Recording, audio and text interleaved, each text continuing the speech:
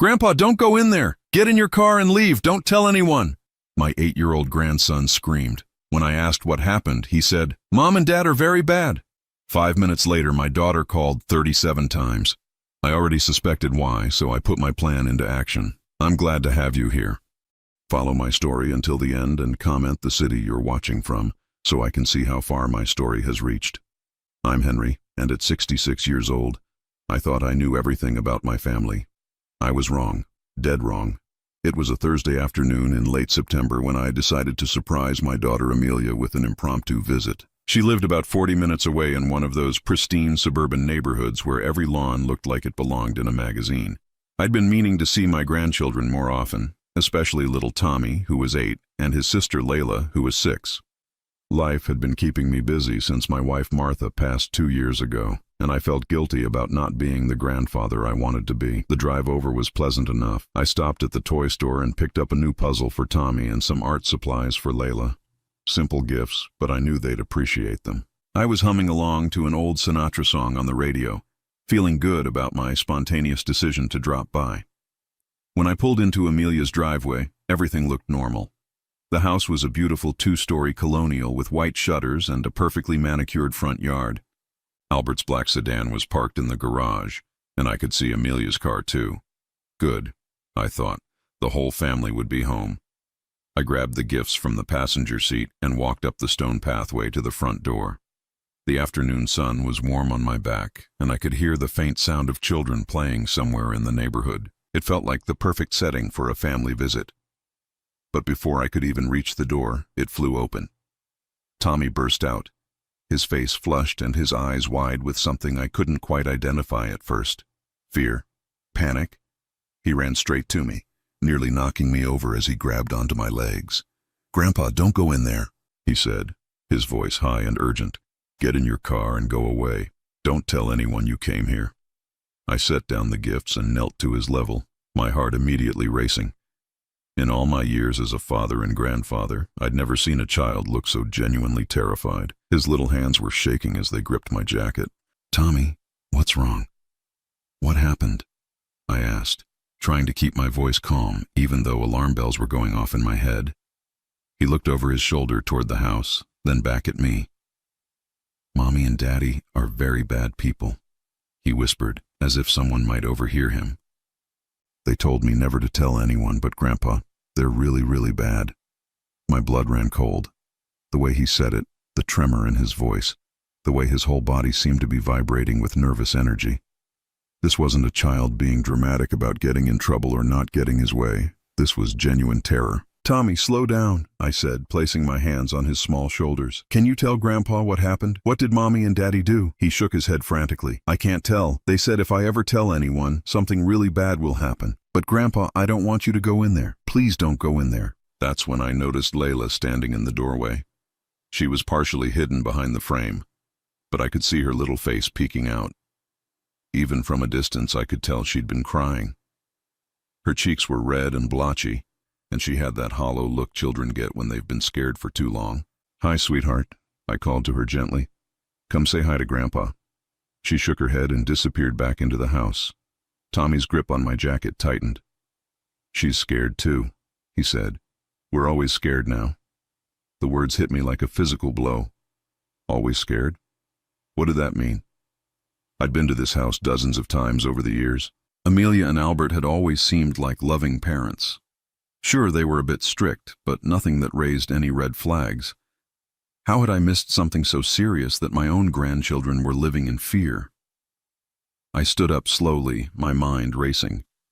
Tommy was still clinging to me, and I could feel him trembling. I looked toward the house and saw a curtain move slightly in one of the upstairs windows. Someone was watching us. "Tommy," I said carefully, "are you and Layla hurt? Did someone hurt you?" He looked confused by the question, which somehow made it worse. "Not hurt like with hitting," he said. "But they make us do things, and they say things that make my tummy feel sick all the time." Before I could ask what kind of things, I heard footsteps approaching from inside the house. Tommy's whole body went rigid. "They're coming," he whispered. "Grandpa, please just go, please." If they know I told you anything. The front door opened wider, and Albert appeared. He was smiling, but something about it seemed forced. Too bright, too wide, like he was performing rather than genuinely happy to see me. "Henry, what a surprise," he said, his voice carrying just a bit too much enthusiasm. "We weren't expecting you." "Hi, Albert," I replied, keeping my voice neutral while Tommy slowly released his grip on me and stepped back. I watched as my grandson's entire demeanor changed in an instant. The terrified, desperate child from moments before seemed to vanish, replaced by a quiet, almost robotic version of himself. "Tommy, why don't you go inside and wash up for dinner?" Albert said, still maintaining that unnaturally bright smile. "Yes, Daddy," Tommy replied in a flat, emotionless voice that sent chills down my spine. He walked past Albert into the house without looking back at me. His shoulders slumped in a way that seemed far too heavy for an 8-year-old. "Kids, you know how they are," Albert said with a laugh that didn't reach his eyes. "Always getting worked up about nothing. Come on in, Henry. Amelia will be so excited to see you." But as I looked at Albert's face, at the way his smile never wavered, at how quickly Tommy had transformed from a terrified child to a silent, obedient one, I knew with absolute certainty that my grandson hadn't been getting worked up about nothing. Something was very, very wrong in this house, and I was about to find out exactly what that something was. I didn't go inside. Every instinct I'd developed in my 66 years was screaming at me to trust Tommy's desperate warning. Instead, I looked Albert directly in the eye and said, "Actually, I just remembered I have an appointment I can't miss. Tell Amelia I stopped by." The mask slipped for just a fraction of a second. I saw something flash across Albert's face. Surprise, maybe even irritation, before that plastic smile snapped back into place. "Oh, that's too bad," he said. "She really would have loved to see you. Maybe next time you could call ahead?" The suggestion felt more like a threat than politeness. I nodded, picked up the gifts I'd dropped, and walked back to my car with measured steps. I could feel Albert's eyes boring into my back the entire time. As I drove away, I checked my rearview mirror and saw him still standing in the doorway, watching me leave. He stayed there until I turned the corner and disappeared from view. My hands were shaking as I gripped the steering wheel. In all my years of being a father, I'd developed a pretty good sense of when something was off with children. What I'd seen in Tommy's eyes wasn't normal childhood drama or even typical rebellion. That was the look of a child who was genuinely afraid of his own parents. I pulled into a parking lot about 6 blocks away and sat there, trying to process what had just happened. My phone was on the passenger seat, and I stared at it for a long moment before making a decision. If something was really wrong, I needed to know more before I acted. Barging in without understanding the situation could make things worse for Tommy and Layla. That's when my phone started ringing. The caller ID showed Amelia's name. I let it go to voicemail. 30 seconds later, it rang again. Amelia again. I didn't answer, then again and again. By the time the 5th call came through, I knew Albert had told her about my visit. But the desperation in the frequency of these calls was telling me something else entirely. This wasn't just checking in with her father. This was panic. I decided to drive to a nearby coffee shop where I could sit and think while monitoring the situation. As I ordered a black coffee and found a quiet corner table, my phone continued to buzz relentlessly. Call after call after call from Amelia. I pulled out a small notebook I always carried and started making tally marks. By the time I'd finished my coffee, she had called 37 times in less than 2 hours. 37 times. The voicemails started after the 10th call. I listened to them with growing unease. "Dad, hi, it's me. Albert said you stopped by but had to leave. That's weird. Call me back." "Dad, it's Amelia again. I'm a little confused about what happened earlier. Can you call me? It's important." "Daddy, please call me back. I need to talk to you about your visit today. There might have been some misunderstanding." The messages grew increasingly frantic as they went on. By message number 15, I could hear the strain in her voice. By message 20, she sounded genuinely panicked. "Dad, I don't know what Tommy might have said to you, but you know how kids are. They have such active imaginations. Please call me back so we can clear this up." Active imaginations. The phrase made my stomach turn because it told me everything I needed to know. Amelia knew exactly what Tommy had said to me, which meant she knew exactly what he'd witnessed or experienced, and she was already preparing to dismiss it as childhood fantasy. I sat in that coffee shop until well after dark, watching my phone buzz with call after call. Each unanswered ring was like a piece of a puzzle falling into place. If everything in that house was as perfect as it appeared, why was Amelia so desperate to control the narrative of a simple family visit? Around 9 o'clock, I decided to drive back to the neighborhood. Not to the house, but to a small park about 3 blocks away where I'd have a clear view of their street. I wanted to see what was happening when they thought no one was watching. I parked under some trees and waited. The house was lit up like a Christmas tree, every room blazing with light. Through the large front windows, I could see movement. Amelia was pacing back and forth in what looked like the living room, her phone pressed to her ear. Even from a distance, her body language screamed agitation. Albert appeared in the window frame several times, and each time he did, Amelia's pacing became more frantic. They were clearly having intense discussions about something, and I had a sinking feeling I knew what that something was. But what really broke my heart was catching a glimpse of Tommy and Layla. They appeared briefly in an upstairs window, and even from my distant vantage point, I could see they were huddled together, 2 small figures pressed against each other like they were trying to disappear. That image burned itself into my memory. Those were my grandchildren, scared and alone in their own home while their parents frantically tried to manage whatever crisis my unexpected visit had created. I stayed there for over an hour, and during that time, the activity in the house never slowed down. Lights went on and off in different rooms. I saw Amelia at various windows, sometimes on the phone, sometimes just staring out into the darkness. At one point, Albert came outside and walked the perimeter of the house, as if he was checking to make sure no one was watching. He came closer to finding me than I was comfortable with, so I decided it was time to leave. But as I drove home, one thought kept running through my mind. Innocent people don't behave this way. Parents who have nothing to hide don't make 37 panicked phone calls because their father stopped by for an unexpected visit. When I got home, I sat at my kitchen table and really looked at my phone for the first time in hours. The call log was staggering. Amelia had called 43 times total. There were also 7 text messages, each one more desperate than the last. "Dad, please call me. I'm really worried about you. Are you okay? Tommy told me he said some silly things to you. Kids say the strangest stuff sometimes. Dad, I'm coming over if you don't answer me soon. Please don't be mad at us. Whatever you think happened, I can explain. I love you, Daddy. Please just talk to me. I'm scared you're going to misunderstand everything." That last message hit me like a punch to the gut. She was scared I was going to misunderstand. Misunderstand what exactly? The only way someone could misunderstand a situation is if there was actually something to misunderstand in the first place. I turned off my phone and went to bed, but sleep was impossible. I kept seeing Tommy's terrified face, hearing his desperate whisper, "They're very bad people, Grandpa." I kept replaying the way Layla had hidden behind the door frame, too scared to even say hello to her grandfather. And I kept thinking about how quickly Tommy had changed when Albert appeared, like a switch had been flipped, like he'd been trained to hide his real feelings the moment his parents were around. By morning, I knew what I had to do. I couldn't ignore what I'd seen, and I couldn't let Amelia's flood of phone calls distract me from the truth Tommy had tried so desperately to tell me. My grandchildren were in trouble, and I was the only one who knew it. The next morning, I made a decision that would change everything. Instead of calling Amelia back or pretending nothing had happened, I decided to do something I'd never done before in my life. I was going to spy on my own family. I know how that sounds. A 66-year-old man lurking around his daughter's neighborhood like some kind of stalker.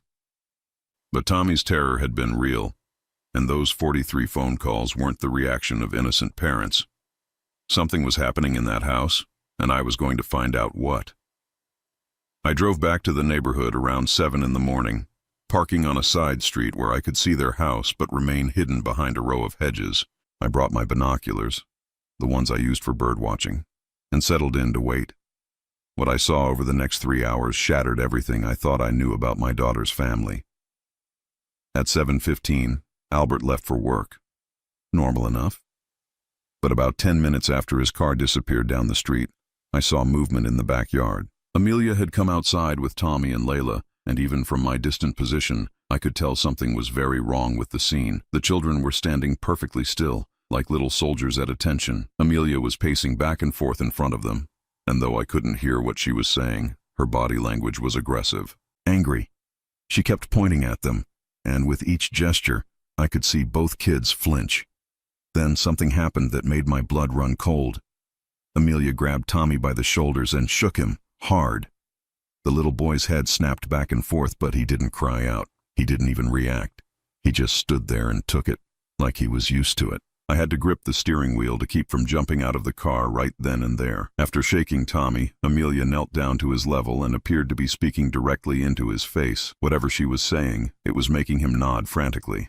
When she finished, she stood up and walked back toward the house, leaving both children standing in the yard. That's when I witnessed something that broke my heart completely. The moment Amelia was out of sight, both children collapsed. Not physically, but emotionally. Tommy sank to his knees and started crying, not the loud, dramatic crying of a normal child, but silent, body-shaking sobs. Layla rushed to him and wrapped her tiny arms around his shoulders, and they clung to each other like they were drowning. They stayed like that for several minutes, just holding each other and crying in complete silence. Two babies comforting each other because they had no one else. I was reaching for my car door handle when Amelia reappeared. Instantly, both children jumped apart and stood up straight again. The crying stopped. The comfort stopped. They became those perfect little statues again, and Amelia herded them back into the house. I sat there for another hour, trying to process what I'd witnessed. This wasn't typical parental discipline. This wasn't even harsh but well-meaning parenting. This was something much darker. Around 11 o'clock, I decided to take a risk. I drove to the local elementary school and asked to speak with the principal. I'd volunteered there a few times over the years, so Mrs. Patterson knew me as Tommy's grandfather. "I'm a bit concerned about my grandson," I told her, trying to sound casual. "Has he seemed different lately? Any changes in his behavior or demeanor?" Mrs. Patterson's expression immediately grew serious. She invited me into her office and closed the door. "Mr. Henderson, I'm actually glad you asked," she said. "Tommy has shown some concerning changes this school year. He's become very withdrawn, very anxious. He used to be one of our more outgoing students, but now he barely speaks unless spoken to directly." My heart sank. "Has he said anything about what might be causing this?" "That's just it," she said, lowering her voice. "When we've tried to talk to him about it, he gets extremely upset, almost panicked. He keeps saying he can't talk about home, that he's not allowed to tell anyone anything about his family." The words hit me like a physical blow. Not allowed to tell anyone about his family. That wasn't normal childhood privacy. That was enforced silence. "Has the school contacted his parents about this?" I asked. Mrs. Patterson nodded. "We've reached out to Mrs. Morrison several times. She's always very cooperative and concerned sounding on the phone, but nothing seems to change with Tommy. If anything, he seems more anxious after we've spoken with her." I thanked Mrs. Patterson and left the school with my worst fears confirmed. Whatever was happening at home was serious enough that Tommy was carrying the effects into every part of his life. But I still needed more information before I could act. So I made another decision that went against every instinct I had as a polite, non-confrontational person. I was going to figure out a way to get those children alone and find out exactly what they were being put through. That afternoon, I positioned myself at the park near their house and waited. Around 3:30, I saw Amelia's car pull into the driveway. She got out alone. Apparently she'd picked the kids up from school herself, rather than letting them walk or take the bus. I watched through my binoculars as she ushered Tommy and Layla into the house. But about 20 minutes later, Tommy appeared in the backyard by himself. He was just standing there, staring at nothing, with that same hollow expression I'd seen that morning. This was my chance. I walked casually through the neighborhood, timing it so I'd pass by their backyard fence just as Tommy was there. When I called his name softly, he looked up and saw me through the chain link. His face immediately filled with terror. He looked toward the house, then back at me, his eyes wide with panic. "Tommy, it's okay," I whispered. "Grandpa just wants to make sure you're safe." He approached the fence slowly, like a scared animal. When he got close enough, I could see that his little face was puffy and red, like he'd been crying recently. "Grandpa, you can't be here," he whispered. "If Mommy sees you, she'll be really, really mad. Tommy, I need you to tell me the truth. Are Mommy and Daddy hurting you?" He shook his head frantically. "They don't hit us, but Grandpa," his voice broke. "They make us practice." "Practice what, sweetheart?" "Practice being happy. Practice saying the right things. Practice acting like we love them when other people are around." His words came out in a rush, like he'd been holding them in for so long they couldn't wait to escape. I felt like I'd been punched in the stomach.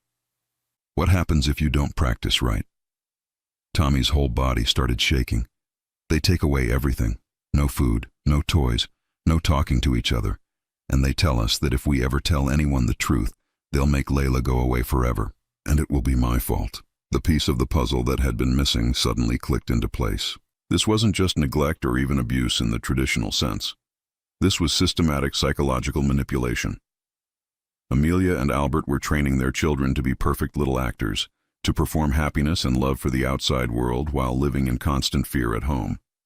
"Tommy, listen to me very carefully," I said, keeping my voice calm even though I was shaking with rage. "You and Layla are not going to have to practice anymore. Grandpa is going to make sure of that." He looked at me with hope and terror warring in his 8-year-old eyes. "You promise, Grandpa? You promise they can't make us pretend anymore?" "I promise, sweetheart. But I need you to do something for me. Can you be brave for just a little while longer, while Grandpa figures out how to help you?" He nodded, tears streaming down his face. As I walked away from that fence, I knew my life had just changed completely. I wasn't just Henry Henderson, retired insurance salesman, anymore. I was now a man on a mission to save his grandchildren from something far worse than I could have ever imagined.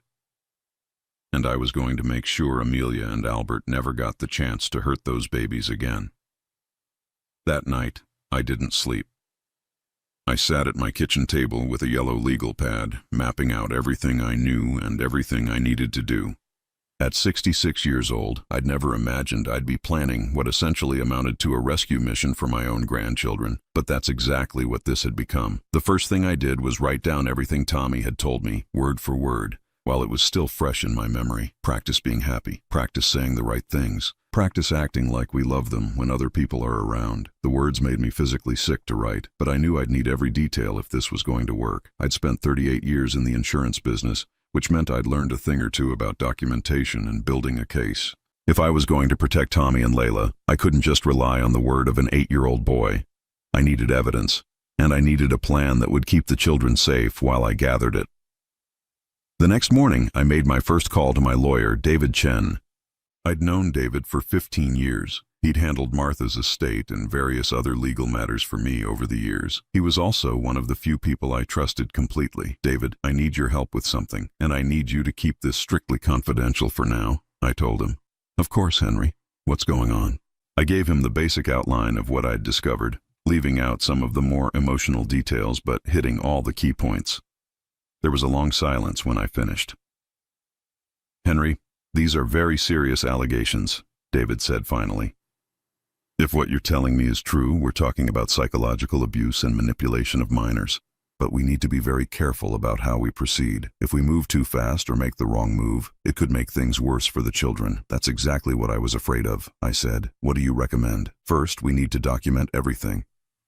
Every interaction, every observation, every conversation. Second, we need to establish a pattern of behavior, not just isolated incidents. And third, we need to make sure we have alternative living arrangements ready before we make any official moves." David walked me through the legal process for filing for emergency custody. It was more complicated than I'd hoped, but not impossible. The key would be proving that the children were in immediate psychological danger. "The good news is that as their grandfather, you'd be given serious consideration for custody if we can prove the parents are unfit," David explained. "The bad news is that psychological abuse is harder to prove than physical abuse. We'll need to be very thorough." After I hung up with David, I made my second important call. My neighbor, Carol Winters, had been a social worker for 30 years before retiring. If anyone would know how to handle this situation properly, it would be her. "Carol, I need to ask you something in confidence," I said when she answered. "If you suspected a child was being psychologically abused, what would be the best way to help them?" I could hear the concern in her voice immediately. "Henry, is everything okay?" I gave her a general overview of the situation. Carol listened without interrupting, and when I finished, she was quiet for a long moment. "Henry, what you're describing sounds like a form of emotional abuse called coercive control," she said. "It's when someone uses psychological tactics to control and manipulate others, especially children. It's very serious, and it can cause lasting psychological damage. What's the best way to help the children?" "The most important thing is to make sure they know they have a safe person they can turn to. Children in these situations often feel completely alone and helpless. They need to know that someone sees what's happening and that someone is going to help them." Carol agreed to help me document what I'd observed and to be available as a professional witness if needed. She also gave me some guidance on how to interact with Tommy and Layla in ways that would help them feel safe without putting them in more danger. "Don't ask them to tell you things they're afraid to tell," she advised. "Instead, let them know that you see them, you love them, and you're working on ways to help them. That knowledge alone can be incredibly powerful for a child who feels trapped. Over the next week, I established a routine. Every day I found a reason to be in the neighborhood. Sometimes I'd park at the coffee shop 3 blocks away and walk past their house. Sometimes I'd sit in the park and watch from a distance. I was careful never to be obvious about it, but I wanted to observe the family's patterns and behaviors. What I saw confirmed my worst fears. The children were like completely different people depending on whether their parents were watching. When Amelia or Albert were present, Tommy and Layla were perfect little angels, quiet, obedient, almost eerily well-behaved. But in the brief moments when they thought no one was looking, they became what they really were: scared, sad children who clung to each other for comfort. I also started noticing things I'd missed before.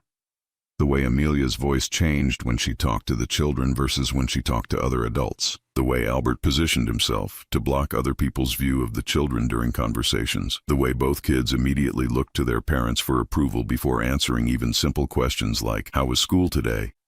But the most heartbreaking thing I observed was during a neighborhood barbecue at the house next door.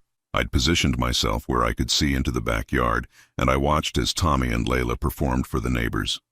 They smiled on cue, laughed at the right moments, and played the role of happy children perfectly. But when the neighbors weren't looking directly at them, their faces would go completely blank, like actors dropping their masks between scenes. After 2 weeks of observation, I had enough evidence to make me sick to my stomach, but I still needed more before I could act. That's when I decided to take a bigger risk. I started showing up at places where I knew the family would be: the grocery store, the library, the children's school events. I wanted to establish myself as a regular presence in their lives again. But more importantly, I wanted Tommy and Layla to see me and know that Grandpa was watching over them. The first time I appeared at Tommy's soccer game, Amelia looked like she'd seen a ghost. She came over to me with that forced smile I was beginning to recognize. "Dad, what a surprise. I didn't know you were coming to Tommy's game." "Well, I am his grandfather," I said pleasantly. "I want to support him." I could see the wheels turning in her head. She couldn't object to my presence without looking bad in front of the other parents, but she clearly didn't want me there.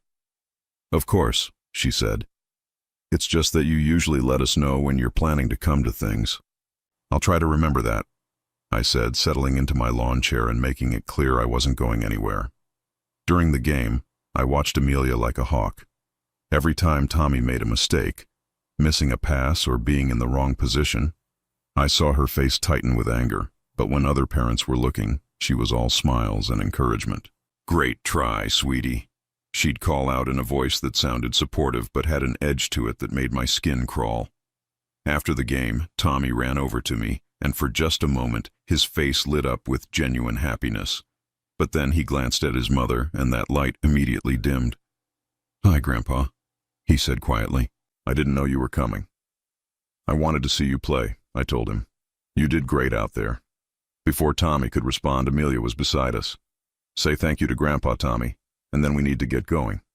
"Thank you, Grandpa," Tommy said obediently, but his eyes were trying to tell me something else entirely. As they walked away, I heard Amelia say to Albert, "We need to talk when we get home." I knew that conversation wasn't going to be pleasant for anyone, especially not for Tommy. But I also knew that my plan was working. My presence was making them nervous, making them feel like they were being watched. Good. They should feel nervous. Because I was watching and I was getting closer to having everything I needed to get those children away from them permanently. 3 weeks into my investigation, I knew I had enough evidence to raise serious concerns, but I needed something more concrete. Something that would force Amelia and Albert to show their true selves in a way that couldn't be denied or explained away. That's when I came up with a plan that would either give me everything I needed or potentially put me in serious trouble with my own family. I was going to create a situation where they couldn't maintain their perfect parent facade. The opportunity came when I overheard Amelia talking to another mother at the grocery store about how stressed she was planning Tommy's upcoming 9th birthday party. She was going on and on about wanting everything to be perfect, about how important it was for Tommy to have wonderful memories of his childhood. The irony made me want to scream, but it also gave me an idea. That evening, I called Amelia. For the first time in weeks, I was the one initiating contact. "Hi, sweetheart," I said, forcing warmth into my voice. I was thinking about Tommy's birthday, and I'd love to help with the party. Maybe I could host it at my house.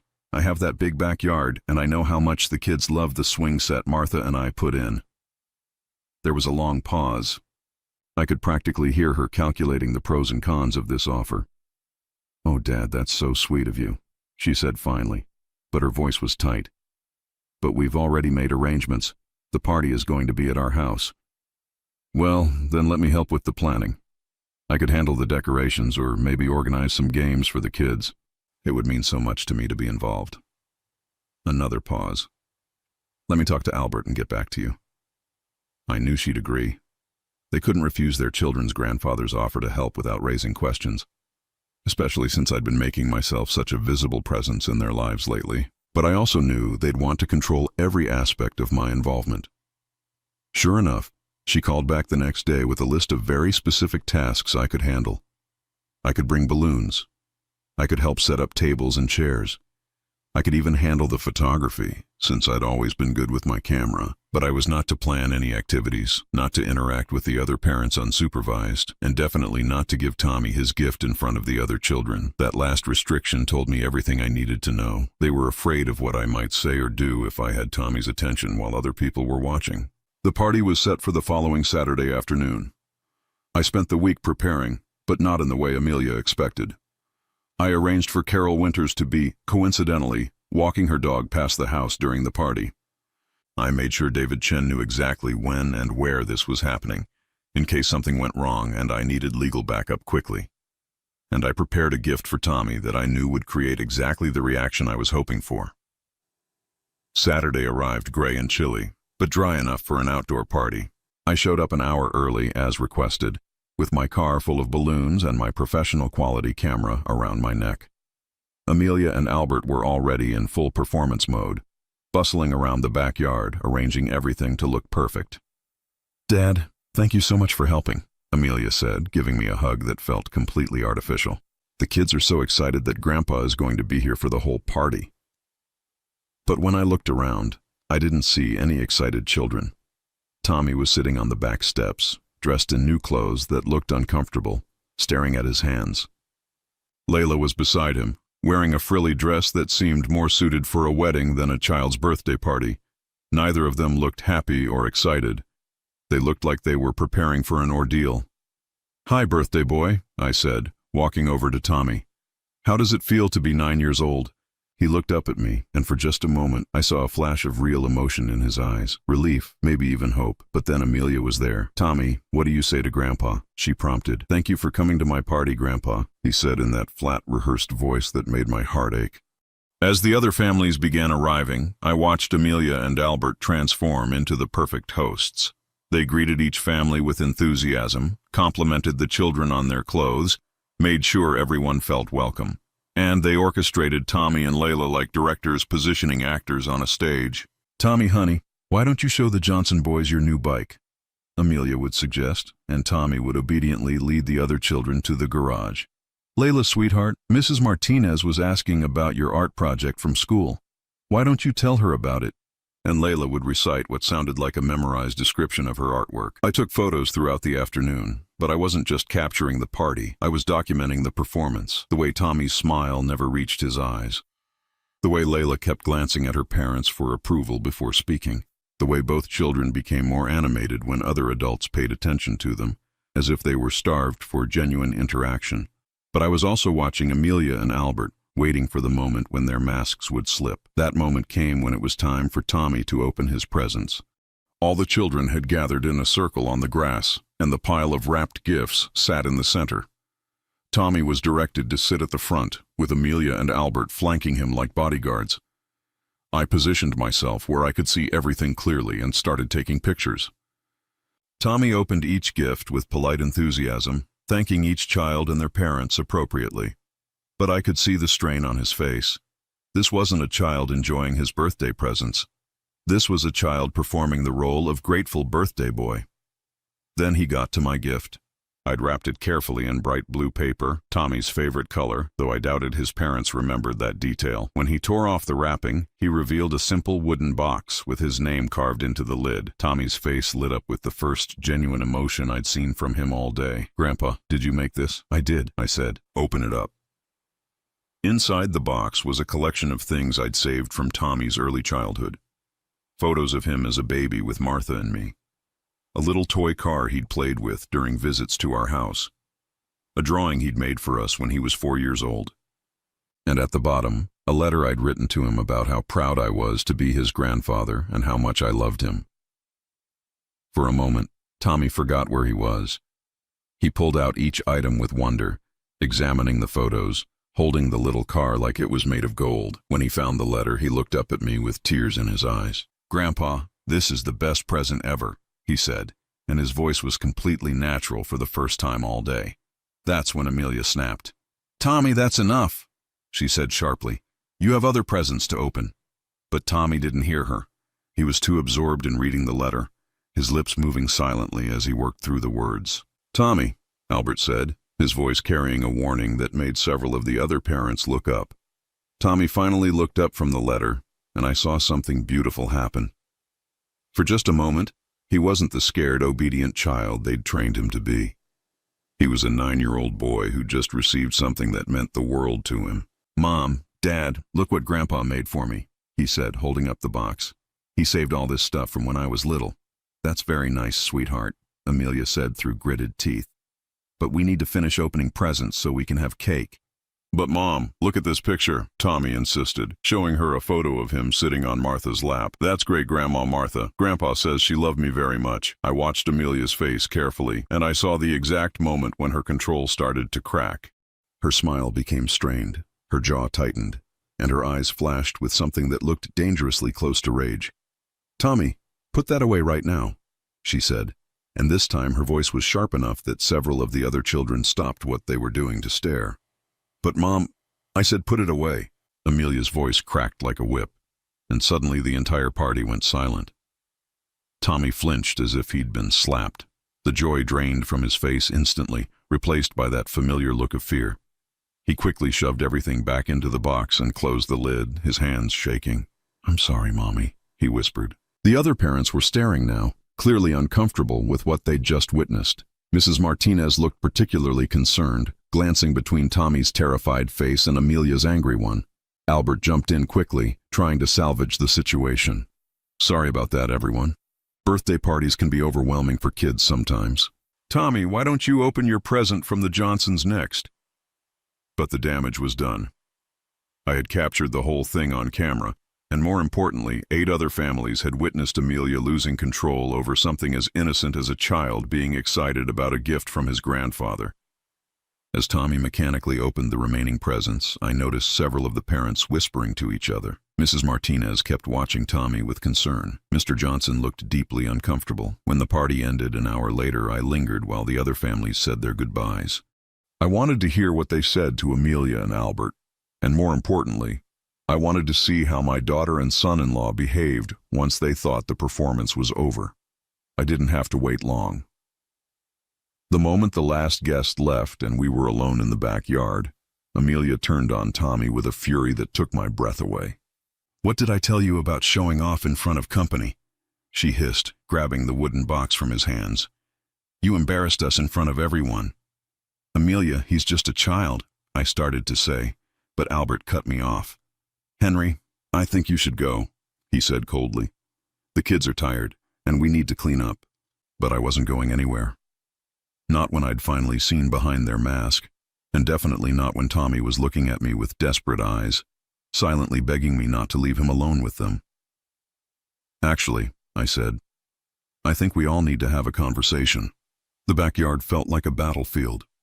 The remnants of Tommy's birthday party, scattered wrapping paper, deflated balloons, cake crumbs on paper plates, created an eerily festive backdrop for what was about to become the most important confrontation of my life. "We need to have a conversation," I repeated, my voice steady despite the adrenaline coursing through my veins. Amelia was still gripping Tommy's wooden box, her knuckles white with anger. Albert had positioned himself between me and the children, as if he were protecting them from me instead of the other way around. "Dad, not now," Amelia said, but I could hear the panic creeping into her voice. "The kids need to go inside and rest." "No," I said firmly. "The kids need to hear this." Tommy and Layla were huddled together near the back steps, watching the adult drama unfold with the kind of terrified attention that children develop when they've learned to read danger in every conversation. "Henry, you're overstepping," Albert said, his voice carrying that same threatening undertone I'd heard before. "These are our children, and we'll handle them however we see fit." "Handle them?" I repeated, letting the words hang in the air. "Is that what you call what you've been doing to them?" Amelia's face went pale. "I don't know what you think you've seen, but I've seen enough." I cut her off. "I've seen you training them to perform happiness. I've seen them crying in silence when they think no one is watching. I've seen them flinch when you raise your voice. And I just watched you punish a 9-year-old boy for being excited about a gift from his grandfather." The silence that followed was deafening. Tommy had started crying again, those silent, heartbreaking tears that no child should ever have to shed. "You don't understand," Amelia said, but her voice had lost its authority. "You don't know how hard it is to raise children these days. They need structure. They need discipline. They need love," I said. "Real love, not performance-based affection that disappears the moment they step out of line." Albert stepped forward, his face flushed with anger. "You have no right to come into our home and tell us how to raise our children. You barely visited before Martha died, and now suddenly you're the expert on parenting." The accusation stung because there was some truth to it, but I wasn't going to let guilt distract me from what needed to happen. "You're right," I said. "I should have been more involved before now. I should have seen what was happening sooner. But I'm here now, and I'm not going anywhere until these children are safe." "Safe?" Amelia laughed, but it was a bitter, desperate sound. "Safe from what?" "We provide for them. We make sure they have everything they need. You terrorize them," I said quietly. "You've turned your own children into actors in a play where the only acceptable emotion is obedience."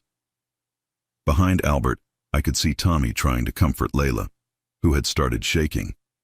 Even in the middle of this crisis, that little boy was more concerned about his sister's well-being than his own safety. That's when I pulled out my phone and played the recording I'd made of my conversation with Tommy at the fence 3 weeks earlier. Practice being happy. Practice saying the right things. Practice acting like we love them when other people are around. Tommy's small, terrified voice filled the backyard, and I watched as both Amelia and Albert realized that their carefully constructed world was crumbling around them. "You recorded him?" Amelia whispered, her face ashen. "You recorded our son without our permission." "I documented a child asking for help," I corrected, "and I have 3 weeks' worth of observations, photographs, and witness statements that back up everything he told me." Albert lunged toward me, but I stepped back calmly. "I wouldn't, if I were you. Not with the children watching, and not when Carol Winters has been recording this entire conversation from her position at the fence." Both Amelia and Albert spun around to see Carol standing just beyond their property line, her phone clearly visible in her hands. As a retired social worker, her testimony would carry significant weight in any legal proceeding. "You set us up," Albert said, his voice filled with disbelief. "I created an opportunity for you to show your true selves," I replied, "and you didn't disappoint." Amelia sank into one of the party chairs, the wooden box still clutched in her hands. For the first time since this whole nightmare began, she looked like what she really was. A broken woman who had been taking her pain out on innocent children. "We never meant to hurt them," she whispered. "But you did hurt them," I said gently. "Every day, in ways that might take years to heal. The question now is whether you're going to let me help them, or whether we're going to have to do this the hard way." The conversation that followed was painful and necessary. I laid out exactly what was going to happen. Tommy and Layla were coming home with me, immediately and permanently. David Chen already had the emergency custody papers filed, and Carol's documentation as a mandated reporter would ensure they were processed quickly. Amelia and Albert could fight it if they wanted to, but given the evidence I'd collected and the witnesses I'd assembled, they wouldn't win. More importantly, any attempt to fight would only drag the children through more trauma. "There are children," Amelia said, but her voice was hollow. "No," I said firmly. "You gave up the right to call them that when you decided to treat them as objects instead of human beings." When it came time for Tommy and Layla to pack their things, I was amazed by how little they wanted to take with them. A few clothes, some books, and the wooden box I'd given Tommy. That was it. Everything else in that beautiful house held no sentimental value for them because it was all part of the performance. As we loaded their small bags into my car, Tommy looked up at me with eyes that seemed far too old for his 9 years. "Grandpa, are we really not coming back?" "Not unless you want to," I told him, "and only if it's ever safe for you to want to." Layla slipped her small hand into mine. "Will we have to practice being happy at your house?" The question broke my heart all over again. "Sweetheart, at Grandpa's house, you never have to pretend to feel anything you don't really feel. If you're sad, you can be sad. If you're scared, you can tell me. If you're happy, it will be real happiness, not something you have to perform."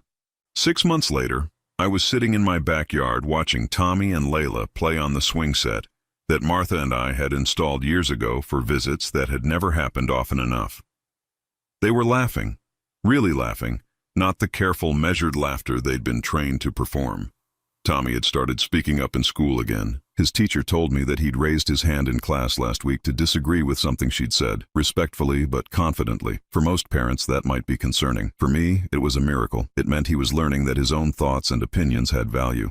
Layla had started drawing pictures of our house, always with all three of us in the front yard, always with huge smiles on our faces. But more importantly, she'd started drawing pictures of dragons and monsters and imaginary worlds, which meant her creativity was finally free to flourish. The legal proceedings had been swift and decisive. Amelia and Albert were required to undergo extensive counseling before they could even request supervised visitation.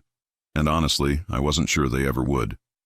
The last I'd heard, they were getting divorced, each blaming the other for the loss of their children. I felt sorry for them, in a way. They'd been so focused on creating the appearance of a perfect family that they'd forgotten how to actually be one. But my sympathy had limits. The children they'd damaged were my priority now. That evening, as I was tucking Tommy into bed, he asked me a question that let me know we were finally moving in the right direction. "Grandpa, do you think I could learn to play baseball? Real baseball? Not just for show." "I think that sounds like a wonderful idea," I told him. "We can sign you up for the community league if you want, even if I'm not very good at it. Especially if you're not very good at it," I said. "That's how you get better, by trying things and making mistakes and learning from them." He was quiet for a moment, processing this revolutionary concept. At Mom and Dad's house, we weren't allowed to make mistakes. Well, at Grandpa's house, mistakes are how we learn. And the only thing you're not allowed to do is pretend to be something you're not. Tommy smiled, one of his real smiles that had become more frequent over the past few months. I like Grandpa's rules better.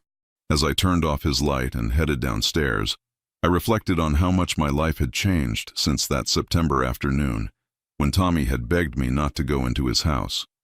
I'd lost a daughter in a way, but I'd gained something infinitely more precious: the chance to give two beautiful children the childhood they deserved. My phone sat on the kitchen counter, silent for once. No more desperate calls from Amelia, no more attempts at manipulation or guilt. Just peace. I poured myself a glass of wine and stepped out onto the back porch. The swing set creaked gently in the evening breeze, and I could hear the faint sound of Layla singing herself to sleep upstairs. These were the sounds of a real home, filled with real love and real security. At 66 years old, I'd thought my days of active parenting were behind me. I'd been wrong about that, just like I'd been wrong about so many things. But sometimes being wrong leads you exactly where you need to be. Tomorrow, Tommy had his first baseball practice, and Layla was starting art classes at the community center. We were building a life together, not a performance, not a facade, but a real life where two precious children could finally learn what it felt like to be genuinely loved and accepted for exactly who they were. And that was worth everything I'd had to sacrifice to make it happen.